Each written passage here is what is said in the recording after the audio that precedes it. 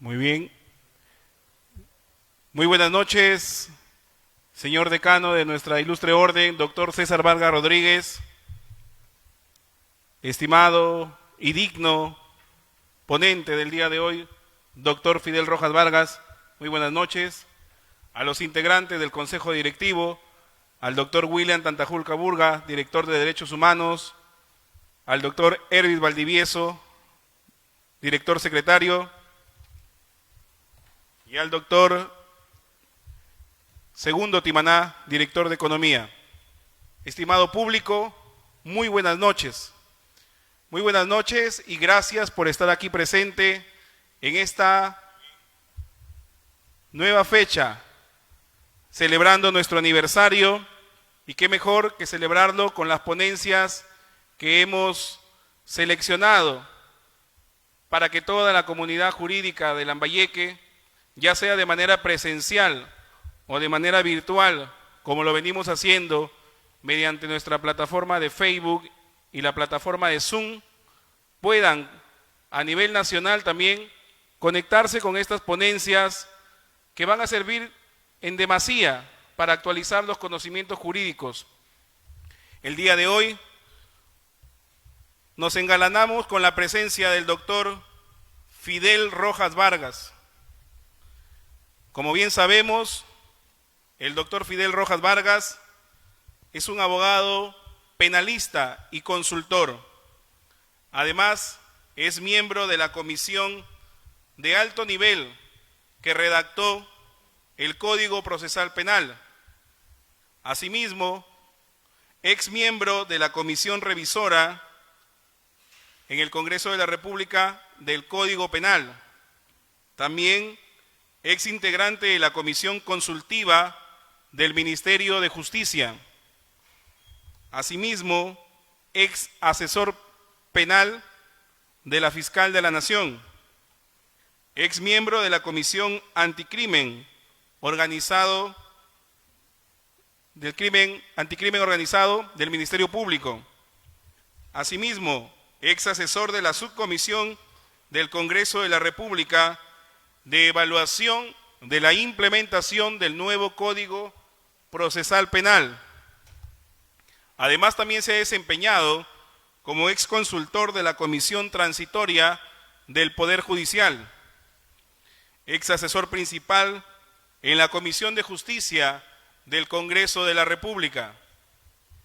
Y como bien sabemos, es autor de diversos libros y artículos especializados en materia penal y procesal penal.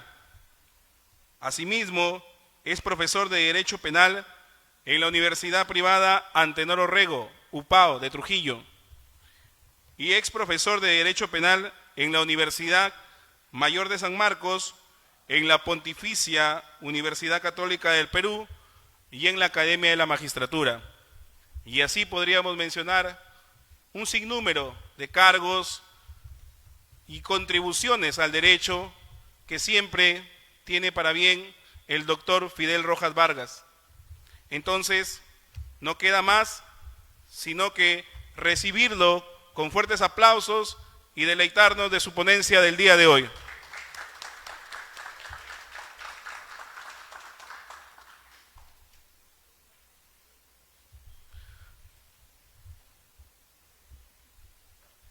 Lo van a activar ahorita, lo van a activar. Sí.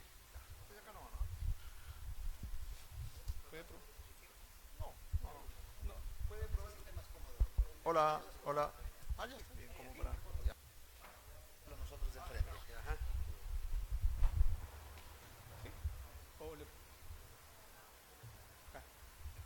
Muy bien, entonces nuevamente recibimos con fuertes aplausos al doctor Fidel Rojas Vargas.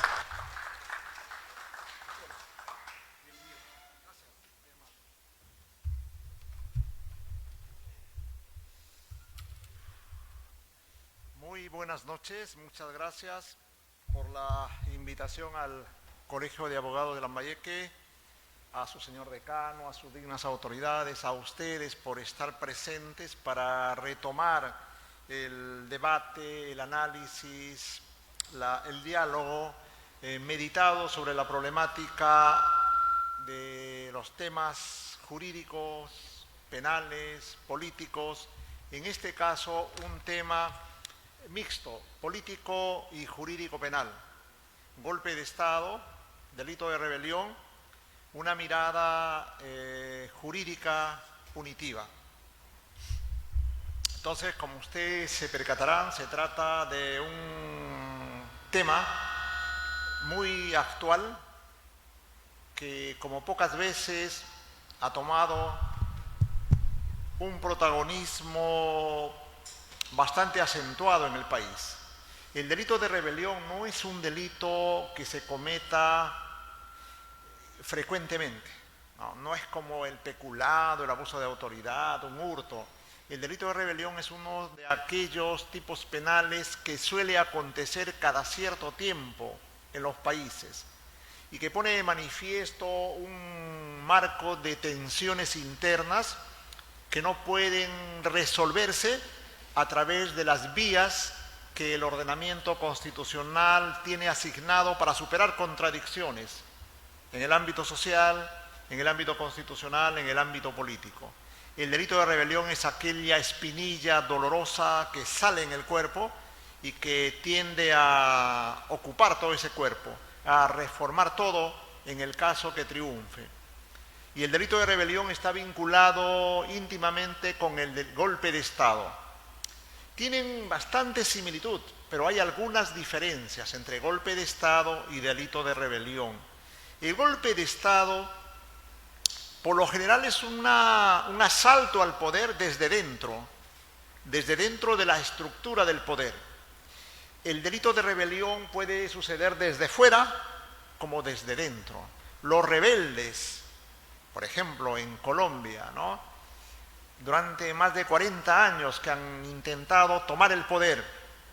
Los rebeldes en el Perú, en la época del 58 al 63, la guerrilla de Luis Felipe de la Puente Uceda, de Lobatón y otros más. Los del MRTA y los del Sendero Luminoso, frente al cual es un poco difícil llamarlos rebeldes, se los llama terroristas, ¿no?, por la forma salvaje en la que plantearon el asalto al poder. Entonces, el delito de rebelión puede acontecer desde fuera, generalmente es desde fuera, pero también puede darse desde dentro. Jefes militares que se rebelan, por ejemplo, el caso que tuvimos de la familia Humala, ¿no?, de Ollanta Humala, de su hermano, ellos gestaron también una rebelión desde dentro del poder, ¿no?, sobre todo Ollanta Humala, que formaba parte del poder militar. El golpe de Estado, en cambio, casi siempre es desde dentro. El golpe de Estado lo puede llevar a cabo grupos militares que subvierten el orden constitucional, lo puede llevar a cabo el propio gobernante, que da un golpe de Estado para suprimir el Congreso. Hay golpe de Estado también para hacer variar el sistema judicial, el sistema de justicia en el Perú. El golpe de Estado no es solamente golpe de Estado contra el Ejecutivo, es también contra los otros poderes, contra el Poder Legislativo o el Poder Judicial. Los golpes de Estado modernamente ya no hacen uso de las armas. El golpe de Estado siempre fue pensado en función al alzamiento armado. Modernamente los golpes de Estado se hacen de manera más civilizada, podríamos llamar. Por ejemplo, una disolución del Congreso, una vacancia por incapacidad moral. En la medida en que no se define qué es incapacidad moral, a la persona se lo saca por presión de los medios de comunicación, por presiones políticas. Los golpes de mano que pueden darse para sacar, desencabezar el Poder Judicial, ¿no?, cuando al Ejecutivo se le ocurre, por ejemplo, disolver a las autoridades judiciales o fiscales. Eso también es un golpe de Estado. Hay en la actualidad diferentes formas de golpe de Estado. Vamos a ver. Rebelión y golpe de Estado pone de manifiesto lo político junto a lo jurídico. Pocas veces vamos a encontrar en el Código Penal un tipo penal delictivo, el delito de rebelión, que contenga componentes políticos. Es un ataque al sistema, es un ataque al ordenamiento constitucional. Por lo tanto, el delito de rebelión pone de manifiesto que lo político ha entrado a las construcciones penales. En América Latina, los golpes de Estado han constituido la forma normal de hacer política en el siglo XIX y bien avanzado el siglo XX. Todo el siglo XIX fue de golpes de Estado, ¿no? El militarismo, los generales vencedores se consideraban dueños de la política, de la conducción del país. América Latina, América Central, los golpes de Estado fue la forma normal de hacer política. En el siglo XX los golpes de Estado también han dejado sentir su fuerza. Por ejemplo, Porfirio Díaz, ese gobernante tan curioso, tan brutal, tan simpático, sobre el cual se ha hecho novelas, sobre el porfiriato, 1876 hasta 1911, 36 años fue presidente de la República. 7 periodos fue reelegido presidente de la República. Nadie ha superado ese rango de Porfirio Díaz. Yo, el tirano, hay una obra que trabaja la tesis de Porfirio Díaz. Este señor, por ejemplo, a través de golpes de Estado, llegó al poder y se perpetuó en el poder a través de elecciones totalmente fraudulentas o fraudulentas. Él era el dueño de México. Alfredo Stroessner en Uruguay, igual.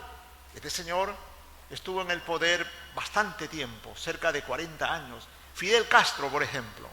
Fidel Castro, a través de un proceso revolucionario a nombre del pueblo, asalta el poder. Da una modalidad de golpe de Estado. Y su periodo de vigencia hasta que fallece Fidel Castro, pues supera casi llega a los 40 años. Y si salimos de América, pues hacia el África. África actualmente es un país, es un continente en el cual los golpes de Estado sigue siendo la forma cotidiana de hacer política. De forma tal que se considera que hasta el año 1970, más del 50% de los estados tenían a sus gobiernos a través de golpes de Estado. Miren la enorme incidencia de los golpes de Estado. Sin embargo, no existen trabajos que trabajen, valga la tautología, que desarrollen el tema del golpe de Estado. Su finalidad, su estructura, sus formas, sus clasificaciones de golpe de Estado. Ustedes pueden revisar materiales, los materiales son muy fragmentarios. El golpe de Estado no es una materia que haya sido abordada por los sociólogos, por los especialistas.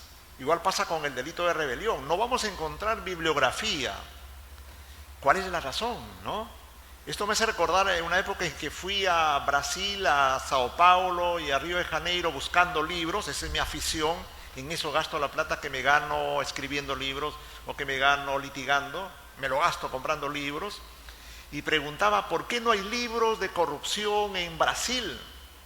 Que es un país eminentemente corrupto. Ya había sucedido el Lava Jato. Y en la librería me dijeron, doctor, lo que pasa es que quienes quieren escribir sobre corrupción de inmediato le compran el título y eso no se publica. ¿Ah? ¿Qué respuesta más interesante? Escriben, pero de inmediato los que no quieren que se escriba sobre corrupción compran el machote y el libro no sale. Y les sale más rentable a los especialistas vender sus productos a publicarlo. Porque publicar un libro no es muy rentable. Ese es un tema anecdótico bastante singular. Modernamente en América tenemos las dictaduras de Pinochet, de Rafael Videla, de Velasco. El caso de estas 3 dictaduras fueron dictaduras relativamente exitosas, sobre todo la de Velasco, porque Rafael Videla y Pinochet fueron objeto de procesamiento a nivel internacional e interno en sus países. Pero el caso de Velasco fue un golpe de Estado exitoso. Velasco desarrolló un discurso pro trabajador, pro personas que estaban marginadas, movilizó a la sociedad peruana, pero no pudo sostenerse. Es bien difícil que desde las alturas se trate de cambiar la sociedad y la economía. En cambio, otro golpe exitoso fue el de Alberto Fujimori. El de Alberto Fujimori, desde otra perspectiva, desde la perspectiva neoliberal, modernizó la economía en el Perú. A diferencia de la dinámica del gobierno de Velasco, a través de la movilización social, le quitó sus empresas, su dinero a los empresarios que habían hecho economía de mercado, que habían hecho economía de enclaves, que habían hecho economía de agroexportación en el territorio peruano. Claro, marginando a las zonas populares, generando grandes contrastes sociales y económicos. El caso de Fujimori fue un golpe exitoso, porque hubo alzamiento armado. El de Velasco fue un golpe exitoso, hubo alzamiento armado. Contra Fujimori se rebeló el general Salinas, no sé si en esos tiempos era general, Salinas Sedó, pero fue un golpe de Estado fracasado, fue una rebelión que no tuvo éxito. Y ahí viene una segunda característica de los golpes de Estado y de la rebelión. Cuando el golpe de Estado triunfa, no hay fiscal o juez que se enfrente al usurpador del gobierno. Cuando el golpe de Estado triunfa, los gobernantes que asaltan al poder crean su propia normativa, se legitiman en el poder. Cambian a los jueces, cambian a los fiscales, cambian las bases económicas, los sectores económicos se adhieren a este nuevo gobernante y modifican las estructuras del poder. Pero cuando el golpe de Estado fracasa, ¿qué sucede? De inmediato se activa el delito de rebelión. Miren esa lógica, ¿eh? Es exitoso el golpe de Estado, no hay nadie quien se oponga contra ellos. Sobre todo si los dictadores son simpáticos, si los dictadores tienen apoyo popular. Y de hecho que los dictadores casi todos son simpáticos, ¿verdad?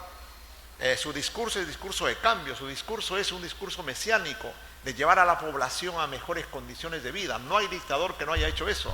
Y por lo tanto se legitiman a nivel popular y no hay posibilidad que el Código Penal se aplique contra los titulares de un golpe de Estado exitoso. Pero cuando el golpe de Estado fracasa, de inmediato se activa el delito de rebelión. ¿Ah? Y se activa el delito de rebelión incluso aplicando retroactivamente normas. Se pueden dar normas en esas circunstancias y se aplican hacia atrás. Esta es una lógica asimétrica entre golpe de Estado y rebelión. Golpe de Estado exitoso, no pasa nada. Golpe de Estado fracasado, se activa el ius punendi estatal sobre esas personas. El golpe de Estado fue un fenómeno, la palabrita golpe de Estado, la palabrita viene de la frase le coups d'État, una frase francesa que fue propuesta por un bibliotecario y filósofo francés, Gabriel Naudé, en 1639. Él creó esa frase en un pequeño ensayo sobre les coups d'État, los golpes de Estado. Él hace una evaluación de los golpes de Estado a través de la historia, aspectos de historia. Los golpes de Estado han existido desde siempre. En Roma, los golpes de Estado era la forma de liberarse de aquellos que le hacían sombra al emperador. Ustedes hemos visto las películas, cómo los gobernantes sacaban las sombras que tenían, sacaban a sus sobrinos, a sus familiares, a determinados patricios, sencillamente los desaparecían, los mataban, ¿no? Porque constituían grupos de poder. Eran golpes de mano, que se llama en el ámbito de la teoría política el golpe de Estado. Roma usó mucho el golpe de Estado. Los militares deponían gobernantes, colocaban emperadores, golpes de Estado. El golpe de Estado se oficializa en Francia antes de la Revolución Francesa y después de la Revolución Francesa, también para eliminar indeseables, ¿no? Pero el golpe de Estado que nosotros conocemos es el golpe de Estado vía alzamiento armado, ¿no? Son los golpes de Estado una vez que nos libramos del yugo español y que en el siglo XIX se sucede durante todo el siglo XIX y bien avanzado el siglo XX. Con base a esos golpes militares se creó el delito de rebelión en el Perú, tanto en el Código de 1863, el Código Penal del 24 y el Código Penal de 1991. En todos ellos se habla el qué, con alzamiento armado, el que se alza en armas, el que se alza en armas. Entonces, la lógica del golpe de Estado y del delito de rebelión estuvo pensado siempre en el uso de las armas para asaltar el poder. Modernamente eso ya no se produce así. Los golpes de Estado son más silenciosos. Son golpes de Estado de otra calidad. No se requiere movimiento armado. Sí se requiere uso de violencia. Y la violencia es un concepto mucho más amplio que el movimiento armado, que el alzamiento armado. Los golpes de Estado pueden darse para sacar gobernantes elegidos democráticamente y que son incómodos para la clase económica o las clases políticas dominantes. El golpe de Estado, por lo general, es entendido como un acto de usurpación del poder, como aquel acto por el cual personas que no tienen derecho a gobernar asaltan el poder. De modo tal que no podríamos hablar de un golpe de Estado contra otro golpe de Estado. El delito de rebelión es el delito por el cual las personas se alzan en armas para deponer a los gobernantes constitucionalmente elegidos, para cambiar el régimen democrático, para cambiar la legalidad. Pero si alguien se levanta para sacar del poder a aquellos que usurparon el poder, eso no se llamaría delito de rebelión. El tipo penal de rebelión, como vamos a ver, es un tipo penal que tiene sus propias características. Y no puede haber delito de rebelión en aquel movimiento armado que se desarrolla en un país para sacar a los usurpadores. Para eso la Constitución peruana tiene lo que se llama el derecho de insurgencia. En la Constitución, en el artículo 46, la Constitución de 1993, en el artículo 307 de la Constitución de 1979, que llamaba a todos los peruanos a restablecer el orden quebrantado a través de los golpes de Estado. Y esto lo tiene también Argentina, lo tiene Colombia. La famosa justificación de los golpes de Estado contra los usurpadores.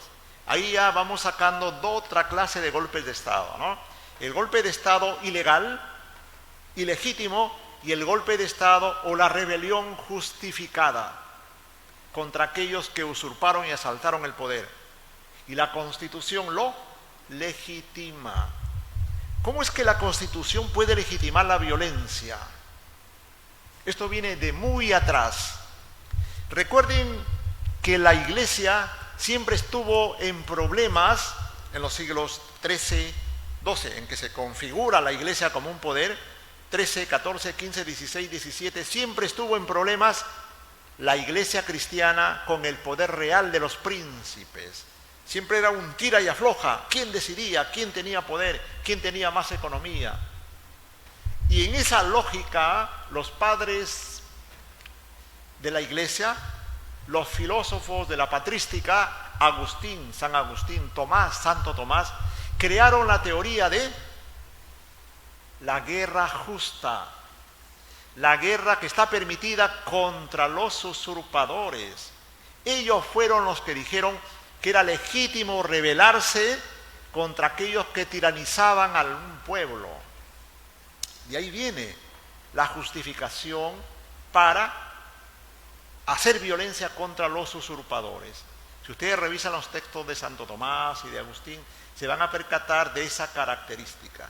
La Iglesia justificando la rebelión, justificando la violencia, la muerte, es un caso bastante singular. Pero no es solamente un asunto propio de la Iglesia cristiana, esto también tiene que ver con el Corán, ¿verdad? El Corán también justifica guerras santas contra los infieles, contra aquellos que se burlan de las sagradas escrituras dictadas por Mahoma. Ese es un problema entonces que compete a varias civilizaciones. Ahora, yendo al tipo penal de rebelión.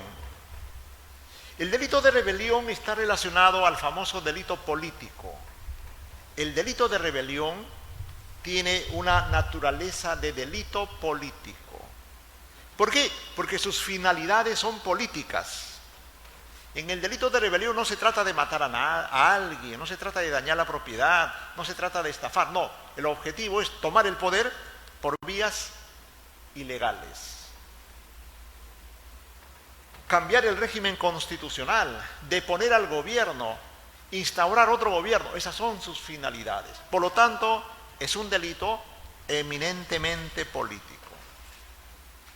Francesco Carrara, en su famoso libro, en su famoso trabajo escrito en 9 tomos, en su Tratado de Derecho Penal, él en el tomo 9 se ocupa del delito de rebelión, ¿ya?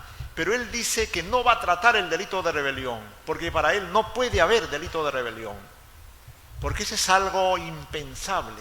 No podría crearse un delito de rebelión si es que la finalidad es una finalidad que tiene motivos éticos. No podría ser un delito. Y él se niega a trabajar el delito político, el delito de rebelión. Uno con cierta sorpresa se encuentra en que este prestigioso penalista italiano no desarrolla ese tipo penal.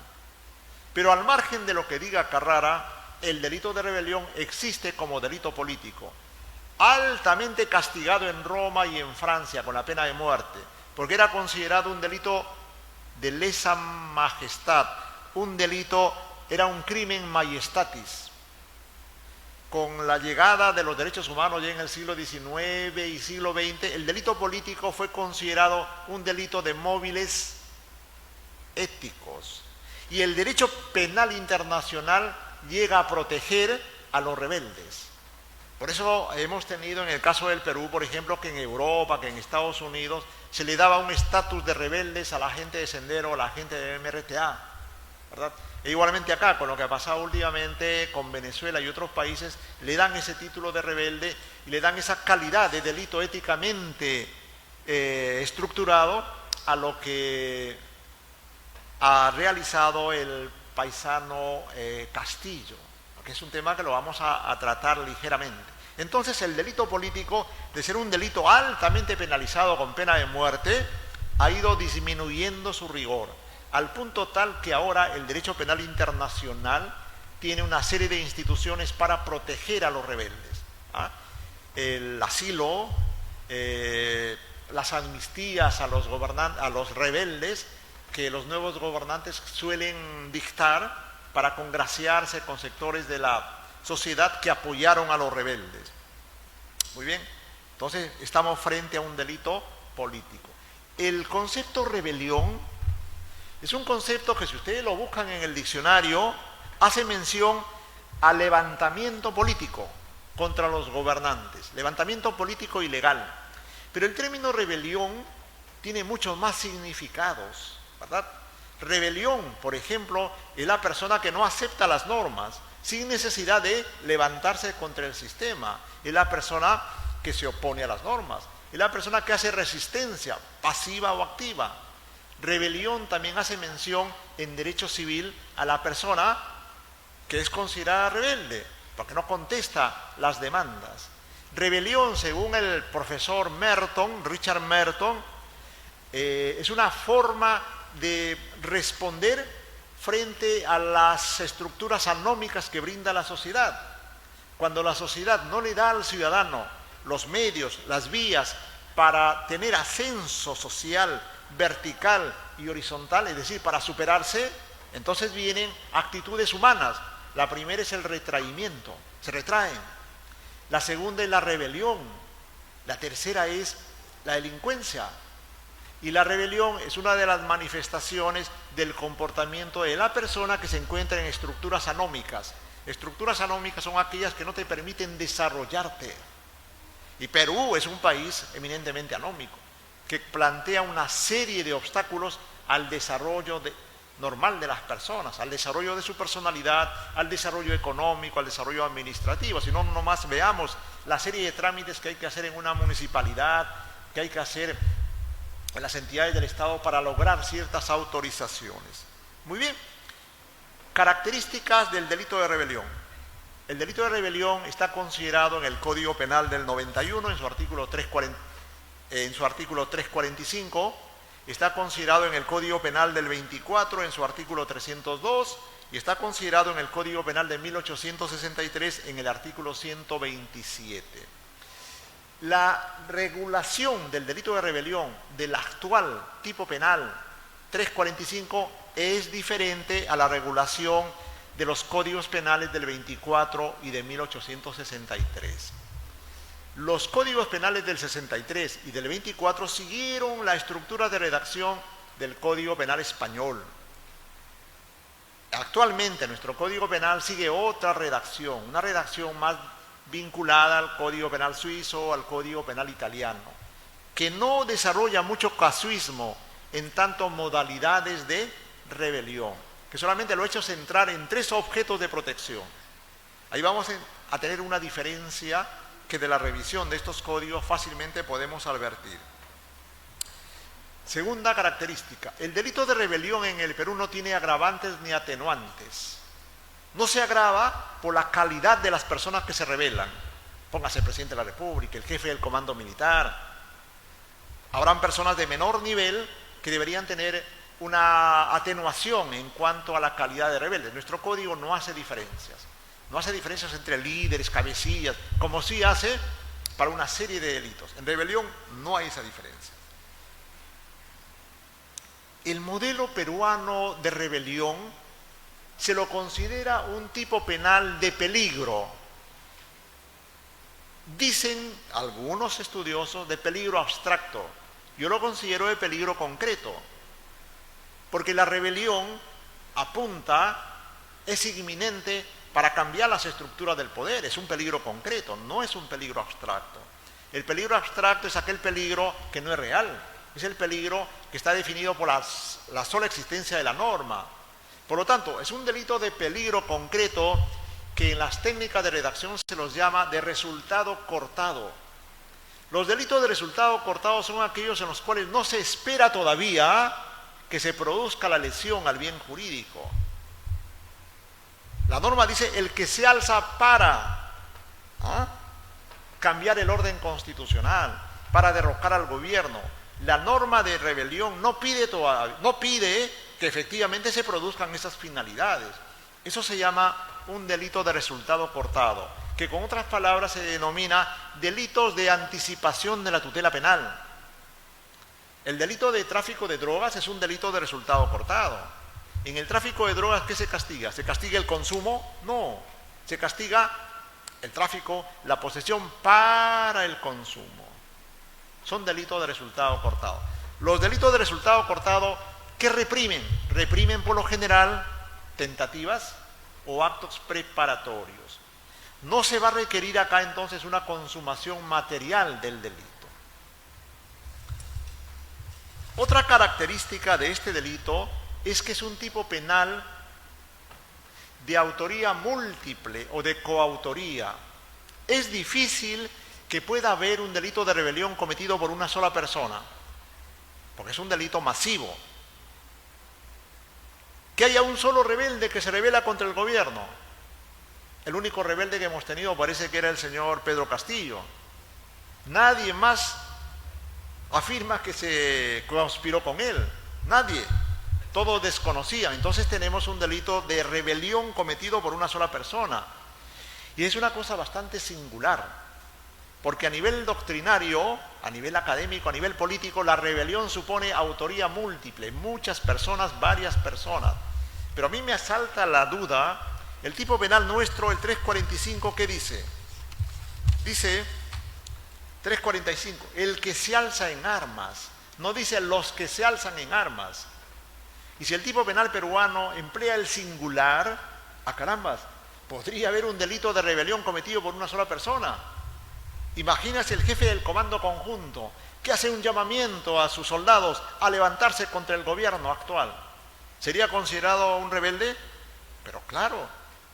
Entonces, nuestro tipo penal pareciera que también ha considerado el delito de rebelión cometido por una sola persona, siempre y cuando esa persona tenga idoneidad para lesionar el bien jurídico, para cambiar las estructuras, el orden constitucional, el gobierno. Y un jefe de comando militar, un jefe de una región militar, si tiene esa idoneidad. El presidente de la República pareciera que también lo tiene, pero él depende de los cuerpos armados. En la lógica del golpe de Estado, tradicional, golpe de Estado a través de armas. Muy bien. Otra característica que podemos anotar al delito de rebelión es de que en el delito de rebelión, por lo general, puede haber manipulación, puede haber autoría mediata. Es un delito de autores múltiples, de coautores y de autores mediatos. Se puede movilizar masa que es engañada, que no entiende bien, que piensa que va a hacerle un favor al país, que no entiende la ilegalidad de lo que significa un golpe de Estado. Por lo tanto, puede haber autoría mediata, es decir, personajes que utilizan a personas engañadas y que los utilizan obviamente para hacer fuerza. Otra característica central del delito de rebelión es que tiene que ser armado. La conducta típica que nos pide el tipo es el que se alza en armas. De modo tal que si es solamente un llamamiento a alzarse, ¿habrá delito de rebelión? ¿Estaríamos en un caso de tentativa? Pues que no hay tentativa en el delito de rebelión. Ese es un tema importante a trabajar a nivel del debate. El que se alza en armas supone el empleo de armas. No supone que con las armas se mate, se dispare, basta que los rebeldes hagan uso del arma en sentido potencial, en sentido efectista. La norma requiere alzamiento armado, pero si los rebeldes no hacen uso de armas, ¿podríamos hablar de un delito de rebelión? Eso sería un golpe de Estado, más no un delito de rebelión. La diferencia, otra de las diferencias entre golpe de Estado y rebelión es que el delito de rebelión exige uso de armas, empleo de armas. Y acá viene otra problemática. ¿Qué tipo de armas? Armas de fuego, es lo entendible. ¿Podría ser un delito de rebelión los ronderos que apoyan al presidente y que hacen uso de sus machetes, que hacen blandir el machete en el piso? ¿Sería uso de armas al que se refiere la norma? La doctrina niega esa hipótesis. Dice, eso no sería una rebelión idónea, porque el ejército, los cuerpos que sustentan al poder fácilmente podrían desbaratar esa rebelión.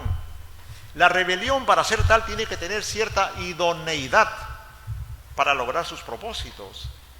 Entonces, el alzamiento en armas descarta la idea de los machetes, los picos, los instrumentos de labranza, los palos. Eso no podría ser un delito de rebelión. Tiene que ser armas de fuego.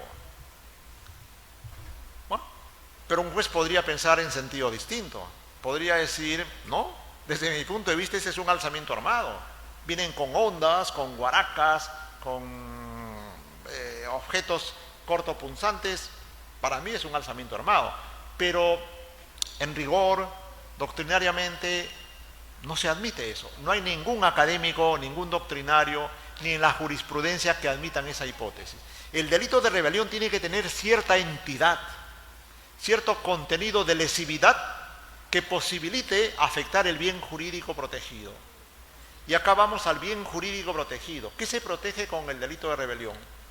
O sea, ¿qué es lo que quiere proteger la norma? Primero, el orden constitucional. Que no se cambie la Constitución, las bases constitucionales a través de la violencia.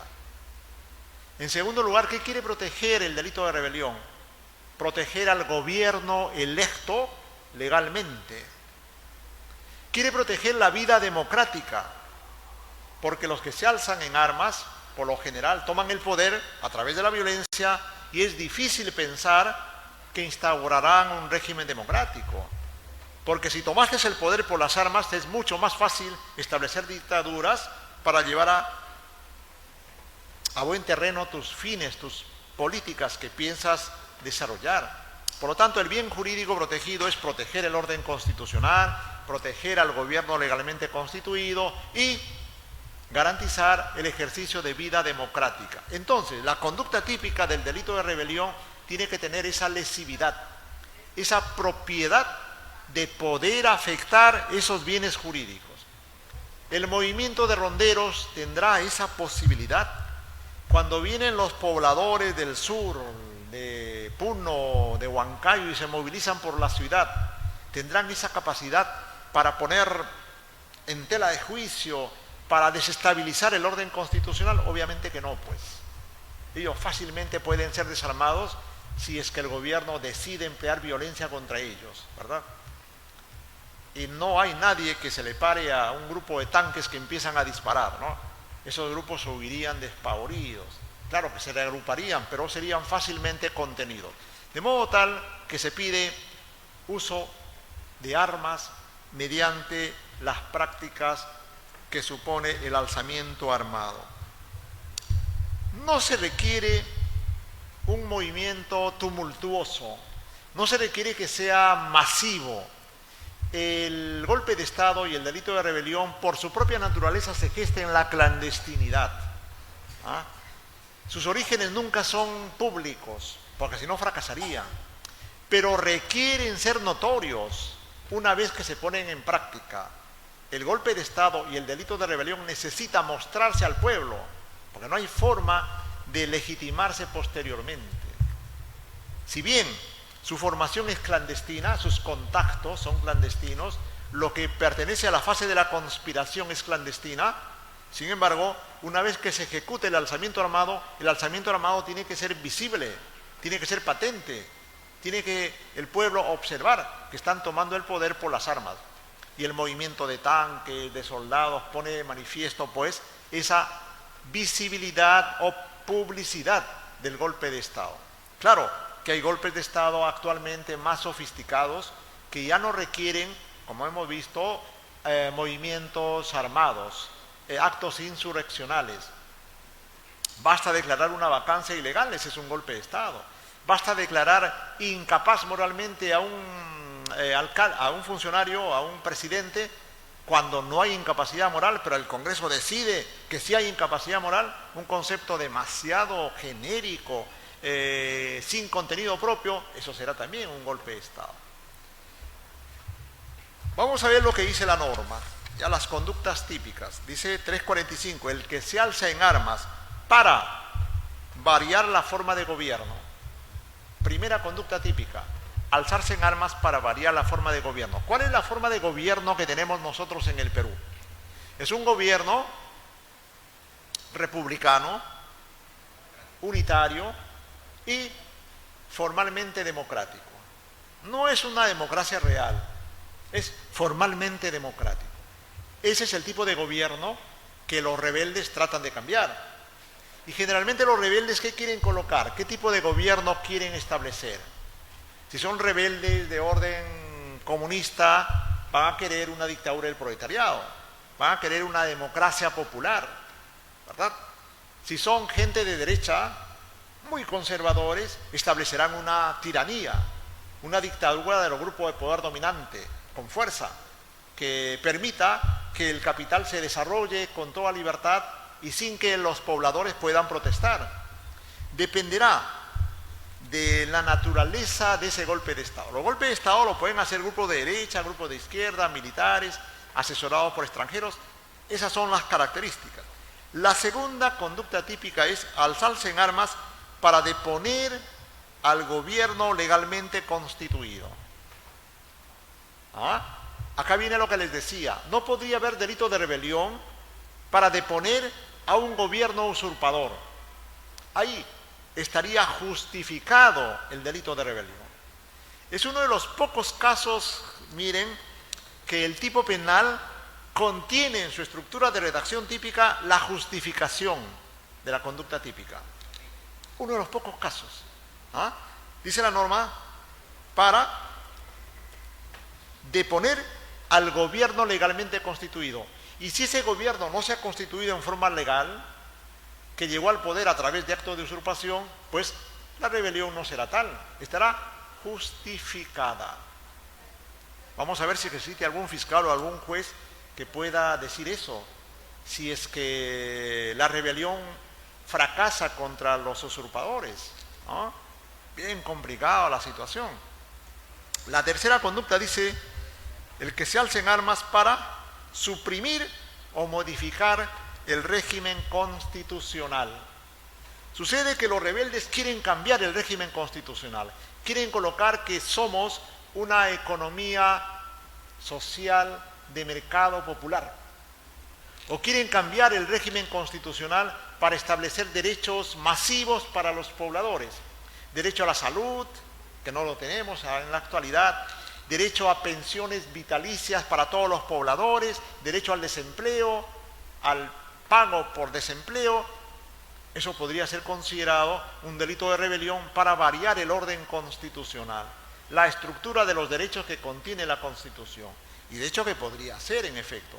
Así sean meritorios, así sean positivas las finalidades, si es que se hace uso de las armas para lograr finalidades meritorias, a través de asalto al poder, será considerado delito de rebelión. Otro punto importante es, ¿hay tentativa en delito de rebelión? Si el delito de rebelión dice el que se alce en armas para variar el orden constitucional, para deponer, no exige que efectivamente se consigan esos resultados. Eso ya de por sí define una tentativa. Los autores que he revisado no aceptan la tentativa en este delito de resultado cortado, que se llama también delito de anticipación de tutela o delito de emprendimiento en la técnica de construcción de los tipos penales. Tipo penal de participación múltiple. Pero como vemos, el caso nuestro pareciera que una sola persona con gran poder podría ser autor. ¿Hay posibilidad de tentativa? ¿Comete delito de tentativa el presidente cuando llama al golpe de Estado? Cuando dice que se disuelve el Congreso, que se capture a la fiscal de la Nación, que se tiren abajo al Poder Judicial, ¿será un delito consumado de rebelión? Pero el delito de rebelión pide alzamiento armado, el que se alce en armas. No podría ser un delito consumado. ¿Será una tentativa? El llamamiento a la rebelión, ¿será una tentativa de delito? Hay que discutirlo. Se considera que no puede haber tentativa en un delito de emprendimiento, en un delito de peligro. Yo considero que sí podría ser una tentativa. Pero ¿acaso la convocatoria que hizo el presidente no será un acto de conspiración? ¿No será el artículo 351 que dice, el que forma parte en una conspiración, el que toma parte en una conspiración de dos o más personas para cometer delito de rebelión, sedición o motín? Hacer una convocatoria para tirarse abajo el régimen constitucional por el propio presidente, tirarse abajo el Congreso, tirarse abajo el Poder Judicial. Es que como hemos visto, el golpe de Estado no es un golpe total. El golpe de Estado puede ser por uno de los jefes que son los líderes de una estructura de poder contra otra estructura de poder. Los jefes del Congreso contra el jefe del Poder Ejecutivo. A la inversa, el presidente contra el Congreso. Los golpes de Estado se dan así. Pero el llamamiento que hizo el señor Castillo, ¿lo ubicamos como una tentativa o como una conspiración para cometer rebelión? No puede ser conspiración, porque la conspiración está mucho más antes de los inicios del acto de ejecución. Y el llamamiento a una rebelión que fracasa no es delito de rebelión, pero será tentativa, probablemente lo sea. Hay que evaluar. La conspiración para cometer delito de rebelión, ¿en qué consiste? Miren, en pocos casos se castiga el delito de conspiración, en poquísimos. Nuestro Código Penal ha regulado la conspiración en 3 delitos: tráfico de drogas, el que conspira para cometer tráfico de drogas; delito de rebelión, el que conspiración 351 para cometer rebelión, sedición y motín; y la conspiración para cometer el delito de... ¿Cuál es la otra regulación de conspiración? Para cometer el delito de... Lo buscan ustedes. Hay una tercera hipótesis del delito de rebelión: sicariato. Conspiración para cometer delito de sicariato. 3 tipos penales en los que se ha colocado la conspiración. El Código Penal peruano, la política criminal peruana no ha hecho lo que hizo España. En España, en la parte general, se considera que es delito la conspiración y la provocación, además de la tentativa y la consumación. En el caso del Perú no hemos hecho eso. En el Perú solamente se castiga la tentativa y la consumación, y en algunos casos actos preparatorios, punibles. Por ejemplo, conducir vehículos en estado de ebriedad, tenencia ilegal de armas, son actos preparatorios punibles. Pero no está considerada la conspiración en la parte general. Si nosotros hubiéramos regulado la conspiración como una forma de cometer el delito, se podría aplicar a una gran cantidad de delitos especiales, pero no lo tenemos. Es por eso que cuando se quiere hablar de conspiración, se crea un tipo penal especial, conspiración para cometer delito de rebelión. Ahora, ¿qué es conspirar? Conspirar es hacer un llamamiento para la rebelión. No. Ya pasamos la conspiración. Conspirar es ponerse de acuerdo, es establecer contactos, es establecer alianzas. Es toda una práctica generalmente clandestina para cometer rebelión. La conspiración pertenece a lo que Henri Garrot, el penalista francés del siglo XIX, decía, pertenece a las resoluciones manifiestas. No es acto preparatorio, pero tampoco es mera idea. La resolución manifiesta está entre el acto preparatorio y la ideación. Cuando la ideación, la planificación pasa a un acto externo, que es la conspiración, todavía no estamos en actos preparatorios, no estamos preparando el delito. Estamos manifestando la idea de cometer el delito. Y esa manifestación se da a través de acuerdos, de contactos, de reuniones, de financiamientos. Eso es la conspiración. ¿Será un conspirador el señor Castillo? Si se demuestra que con sus ministros, con el paisano Torres, con la primera ministra, con algún militar, se pusieron de acuerdo para hacer el llamamiento, para coordinar con los militares, se estaría configurando el delito de conspiración. Pero si solamente fue el presidente, él, en el Perú no se castiga la autoconspiración. Yo no puedo conspirar conmigo mismo. Conspiro con el cerebro, con el hemisferio derecho y el hemisferio izquierdo. Mi cerebro con mis emociones. Conspiro para ver si hago el llamamiento. No, eso no existe. La conspiración es por naturaleza plurisubjetiva. Es un delito de convergencia. Requiere dos o más personas que entran en contacto para cometer a futuro rebelión. Por lo tanto, si no se demuestra que otras personas entraron en acuerdo o entró en acuerdo el presidente con otras personas para a futuro cometer rebelión, no habrá posibilidad del delito de conspiración. Sin embargo, miren lo delicado de la tesis. Si el presidente hizo un llamamiento, él solo podría ser un autor de tentativa del delito de rebelión. El Código Penal dice el que se alce en armas. El hombre no se alzó en armas, los machetes no son suficientes. Si se demuestra que los militares jamás le prometieron alzarse en armas o que le hicieron caer en una trampa, le dijeron sí señor, nos levantamos, y que fue la única forma de poder sacar al presidente del poder, sería una trampa en la que él ha caído pues bastante infantilmente, ¿no? Él mismo buscó su salida del poder por acto propio, por un acto infantil. Entonces, esto está sometido al debate acerca de si cometió el delito de rebelión en fase de tentativa. La doctrina no lo admite. Es posible que pueda haber una tentativa de rebelión, sí, lo asumo, es posible. Pero, solo él solo podría cometer delito de rebelión, bastante difícil. Bastante difícil. Porque el delito de rebelión en fase de tentativa supone también idoneidad, que su comportamiento pueda abstractamente ser exitoso, pueda lesionar el bien jurídico. Él solo podía lesionar el bien jurídico, no. Si es que no tenía el concurso de los militares o de otras personas, va a ser bien difícil que se acredite que él habría cometido tentativa del delito de rebelión. Finalmente, ¿existe concurso del delito de rebelión con el delito de conspiración? ¿Podrían concursar ambas figuras? Imposible, no es posible. La conspiración es muy atrás. La rebelión es un delito ya que se manifiesta a través de actos ejecutivos. La rebelión absorbe la conspiración. no podrían concursar los dos delitos, que se le castigue por rebelión y por conspiración. La conspiración pertenece a lo anterior, que ya está metido por absorción, por principio de consunción o absorción, por el delito de rebelión.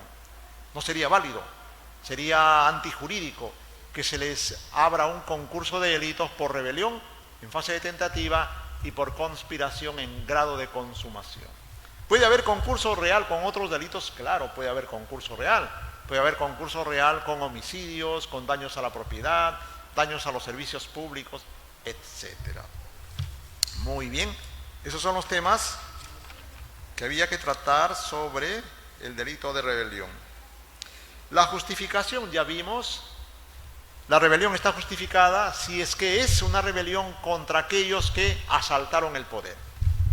Las penas del delito de rebelión son penas muy altas, 20 años, de 10 a 20 años. Perú tiene una de las penas más altas en América Latina, ¿no? Hay otros códigos que castigan con penalidades menores, ¿no? Colombia castiga con una penalidad menor. Argentina tiene una penalidad de hasta 25 años para el delito de rebelión. Pero en general las penalidades en el Perú siguen siendo altas, 10 a 20 es bastante. Es que el bien jurídico protegido es un bien jurídico valiosísimo. El sistema democrático, el orden constitucional tienen que ser protegidos a través de penas que generen prevención general negativa, o sea, amenazante. La prevención general negativa es aquella que coloca penas altas para asustar.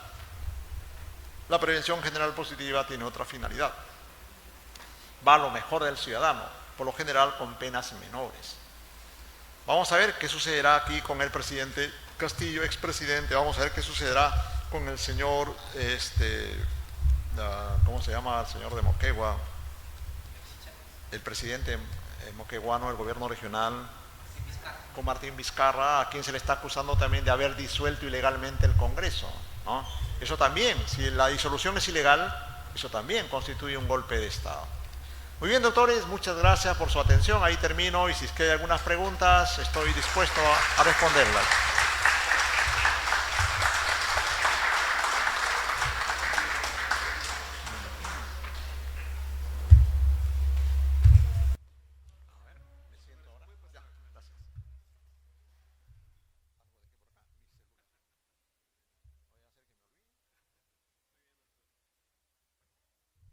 Muy bien, entonces retribuimos nuevamente con un fuerte aplauso la magistral charla del doctor Fidel Rojas Vargas. Consideramos que es una enciclopedia abierta del derecho penal y qué orgullo y qué privilegio poder tenerlo aquí en el ilustre Colegio de Abogados de Lambayeque, conmemorando los 101 aniversario de vida institucional. Entonces, es la mejor forma, también como lo dijo el doctor Rodríguez Tanta, presidente de la Corte de Lambayeque, celebrar un aniversario con esta gran ponencia que el día de hoy hemos escuchado de parte del doctor Fidel Rojas Vargas y que, como él mismo lo ha dicho, está apto a cualquier interrogante, consulta o duda que tengan ustedes respecto al tema que ha disertado el día de hoy. Así que estamos atentos a las consultas. Hay un micrófono para que puedan personalmente tener el privilegio de realizar la consulta al doctor Fidel Rojas Vargas. Por favor, si hubiese alguna persona. Bien, señorita Yanina, acá hay un colega que va a hacer una consulta al doctor. Y también vamos a indicar que a través de la plataforma de Zoom, donde tenemos conectados los agremiados, y a través del Facebook también de la institución, también se pueden realizar las consultas respectivas para que el doctor Fidel Rojas Vargas pueda absolverlas según corresponda. ¿Podría pasar en medio para que lo vea el ponente, por favor? Ya, gracias. Muy bien. Buenas noches. Muchas gracias, doctor, que ha sido mi maestro en cuanto a diplomados. Muchas gracias por, como lo dijo el doctor, es un honor, un privilegio los que somos sus admiradores y seguidores. Doctor, muchas gracias por estar presente. El 7 de diciembre del año 2022, doctor, que se llevó a cabo el supuesto golpe de Estado por el expresidente Castillo, doctor, y que usted ya lo ha dicho de que el verbo principal es que se alcen armas, ¿no? Para poder cometer este delito de rebelión. No obstante que él está con una prisión preventiva de 18 meses, ¿no? Entonces, doctor, como usted claramente lo ha determinado, y el maestro también Zaffaroni, que expresidente de la Corte Interamericana de Derechos Humanos, si no hubo un alzamiento de armas, doctor, entonces, ¿por qué actualmente él está detenido? O sea, en este caso, doctor, con una prisión preventiva actualmente, ¿no? Usted, como lo dice, ya el verbo rector principal es de que, por supuesto, tiene que haberse alzado en armas y haberse, en este caso, doctor, tener un resultado, ¿no? Y usted dice, pues de repente infantilmente cayó en una trampa, puede haber sido, ¿no? Entonces, en este caso, doctor, la pregunta va en caso de que, entonces, en la opinión de usted, doctor, y dentro del punto de la dogmática penal, entonces no se realizó el delito de rebelión. Muchas gracias, doctor.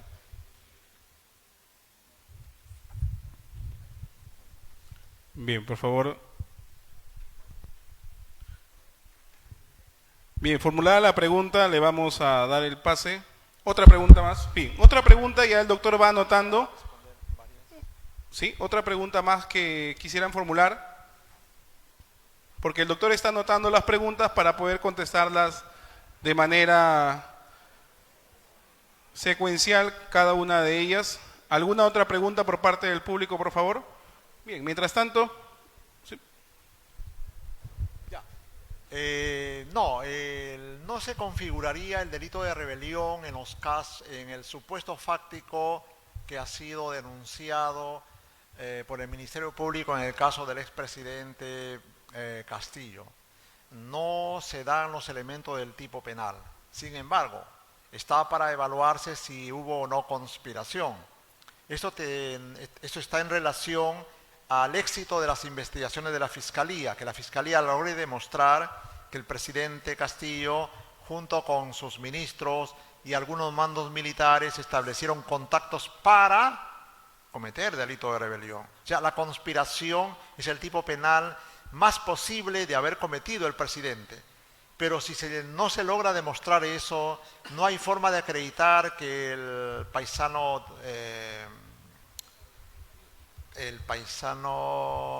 Aníbal Torres, la señora Betsy, algún otro ministro, nadie de ellos indica que se concertó y no hay forma de demostrar ni las llamadas telefónicas, ni los informes que hagan de otras personas, los testimonios. Entonces no podría haber conspiración de una sola persona, porque el tipo penal dice el que toma parte en una conspiración. Es un delito plurisubjetivo, pluri de varias personas.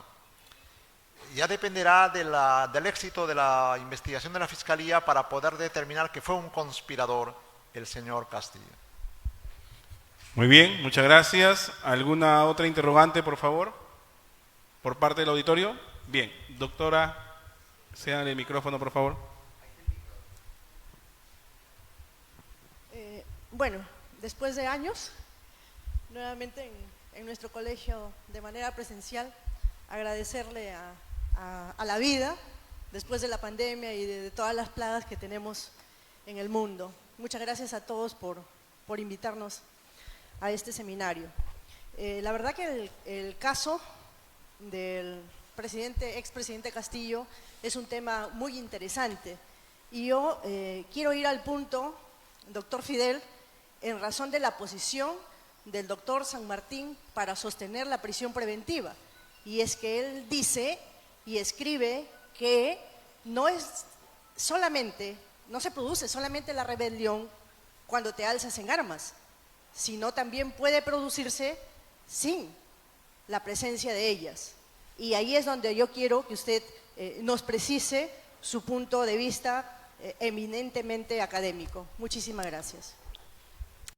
Y por lo tanto, a veces sus argumentaciones son también argumentaciones políticas. Eso tiene que ver con lo que se llama en la filosofía del derecho la derrotabilidad de las normas. Las normas no siempre sirven para administrar justicia, sirven para cuestionar la justicia. Las normas pueden ser utilizadas cuando sirven para los fines jurídicos o políticos. Cuando no sirven, nos desentendemos de lo que dice la norma. Y los jueces son un claro ejemplo de que muchas veces condenan a las personas más allá de que el comportamiento esté subsumido en el tipo penal. Eso tiene que ver con el fenómeno de la derrotabilidad de las normas, que el profesor Herbert Leonhardt lo trabaja en varias de sus obras, ¿ya? Muchísimas gracias.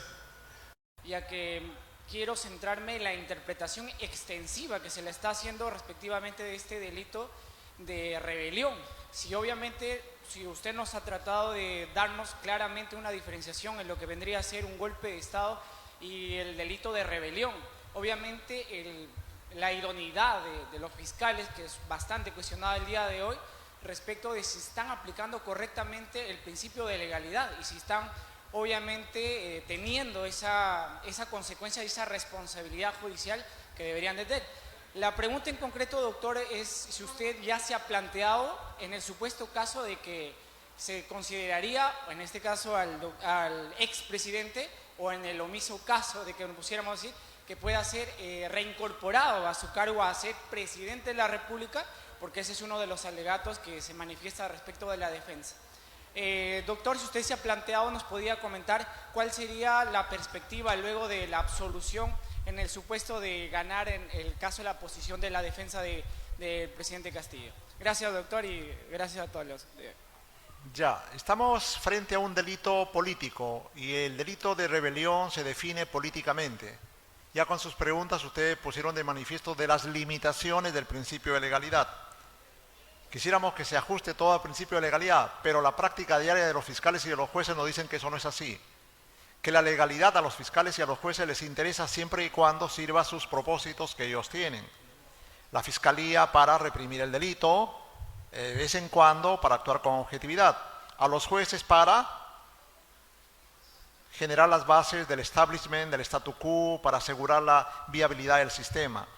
Y el delito de rebelión, en el caso que se le absuelva, que exista la calidad dogmática a nivel de la Corte Suprema para absolverlo por el delito de rebelión, no va a suponer el restablecimiento del presidente en el poder, porque este es un fenómeno político. La política es la que genera las bases. Los triunfadores jamás van a ceder el puesto a una persona por más de que se lo absuelva. Es un fenómeno político, no es ya un fenómeno jurídico. La persona no puede pedir su restablecimiento en el cargo, como sí podría darse en un cargo de profesor, en un cargo de funcionario. Este es un tema político, o sea, y la regla política es la que va a ser definitiva aquí. Los grupos de poder económico jamás van a permitir que el presidente, en el caso que sea absuelto, regrese al poder. Así hable lo que hable el presidente de México o el presidente de Colombia, que dicho sea de paso, Colombia está pero demasiado mal, no demasiado mal, es horrible viajar en Bogotá, las calles muy sucias, la gente muy pobre, o sea, está la cosa terrible, ¿no? Terrible. Pero bueno, así se define el tema. Como fenómeno político es imposible que el expresidente retome al poder. Muy bien, muchas gracias. ¿Alguna interrogante más, por favor? ¿Alguna otra interrogante por parte del auditorio? Si es que ya no hubiese otra interrogante, entonces procedemos nuevamente a reiterarle nuestro agradecimiento con fuertes aplausos al doctor Fidel Rojas Vargas. Agradecemos enormemente su presencia el día de hoy, doctor. Estamos muy agradecidos que se haya dado un espacio en su agenda para poder venir aquí al ilustre Colegio de Abogados de Lambayeque y poder enorgullecernos con su presencia. Acto seguido se le va a entregar un reconocimiento de parte del ilustre Colegio de Abogados de Lambayeque con la finalidad de poder expresarle también nuestra gratitud de estar aquí en la capital de la amistad, Chiclayo, y poder compartir con nosotros estos temas académicos que son tan importantes para tener un conocimiento jurídico claro y didáctico de las situaciones que suceden en nuestro país. Muy bien. Vamos entonces a premiar de alguna u otra forma la presencia de ustedes aquí.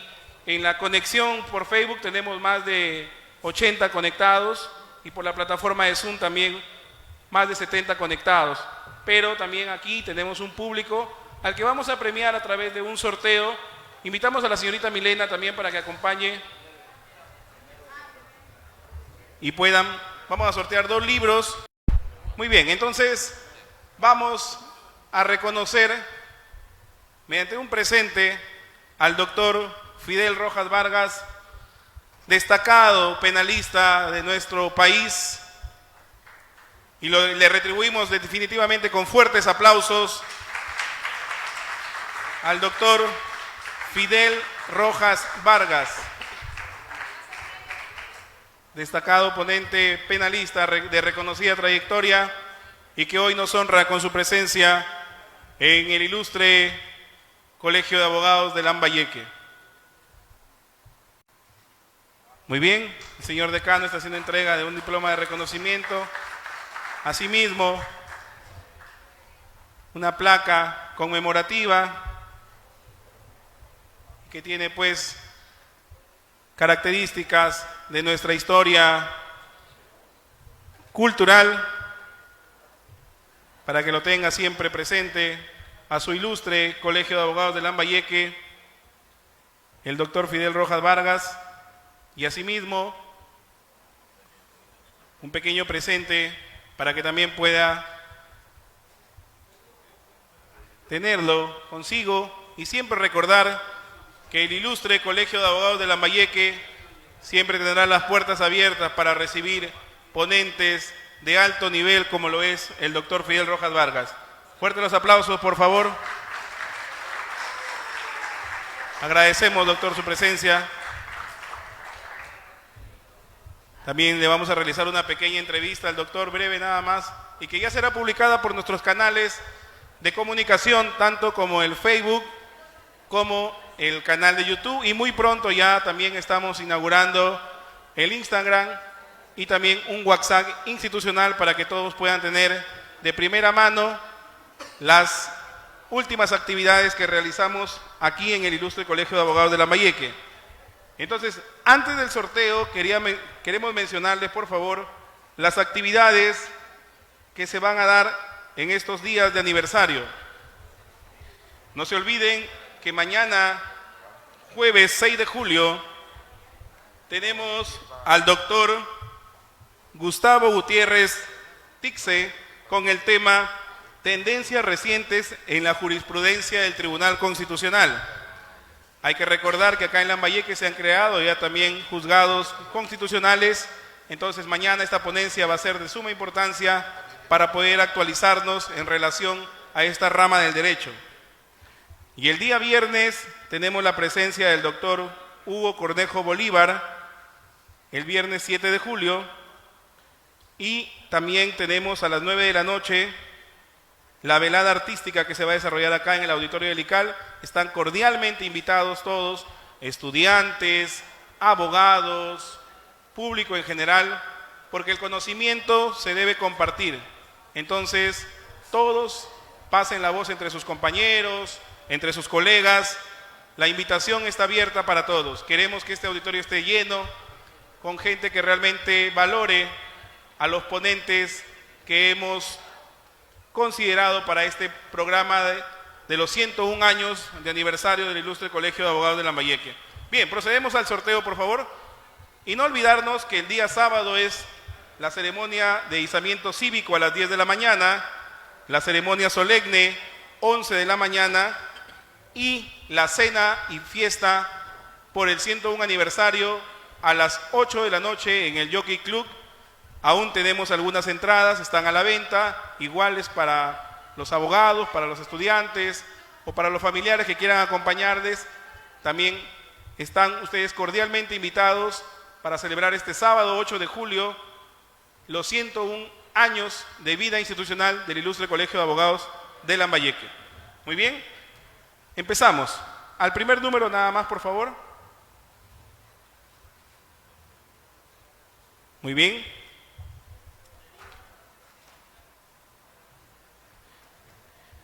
El doctor Peña Cabrera, cuando estuvo por acá, nos obsequió unos libros y nos comentó que los sorteáramos entre las personas que asistían. Entonces estamos dando cumplimiento a ello. Natalie Carrillo Casanova. Natalie Carrillo Casanova. Muy bien. Aplausos para la señorita Natalie. Muy bien. El señor director de Economía, doctor Segundo Timaná, le hará presente de este obsequio que sabemos que le será de mucha utilidad en su formación académica. Entonces, así vamos a tener más sorpresas el jueves, el viernes también. ¿Por qué no un sorteo de beca para un próximo diplomado, un próximo curso, una próxima certificación? Muy bien, agradecemos a la señorita. El siguiente número, muchas gracias. Vamos a ver quién es el segundo y último suertudo de la noche.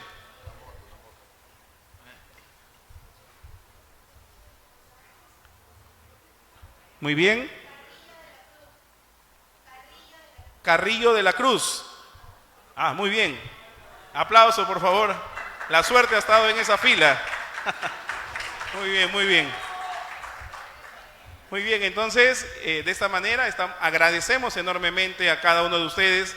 No se olviden que todavía tenemos 2 días más de eventos académicos. La certificación tiene un costo de 30 soles para los agremiados y 50 soles para el público en general. Próximamente se vienen diplomados.